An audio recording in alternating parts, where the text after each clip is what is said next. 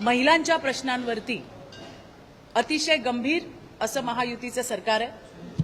तुम्ही पाहिलत कालच्या दिवसामध्ये 23 सुरक्षा रक्षकांना एका वेळेला हटवण्यात आलं कारण त्यांनी त्यांच्या कर्तव्यात कसूर केली। पोलिसांची सुद्धा हयगय किंवा इतर कुठल्या अधिकाऱ्यांची हयगय यामध्ये जर आढळली तर कुणालाही कमी करण्यामध्ये कुणालाही निलंबित करण्यामध्ये सरकार हयगय करणार नाही एवढं मी आपल्याला विश्वासाने सांगते। कसं आहे की बोलण्यासारखं खूप आहे, परंतु मला असं वाटतं की ज्या वेळेला देवाभाऊ सारखा देवेंद्रजी फडणवीसांसारखा सक्षम मुख्यमंत्री असताना गोंधळ घालण्याची आवश्यकता नाही। मला विश्वास आहे येणाऱ्या काही तासांमध्ये लवकरच हा आरोपी जो आहे तो त्या ठिकाणी पकडला जाईल।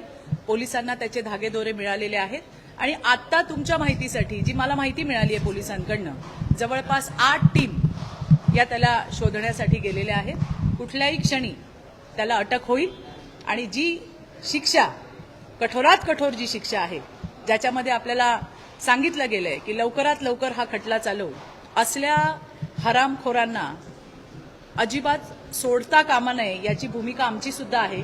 सोडलं जाणार नाही, लवकरात लवकर पकडला जाईल आणि त्याला शिक्षाही होईल।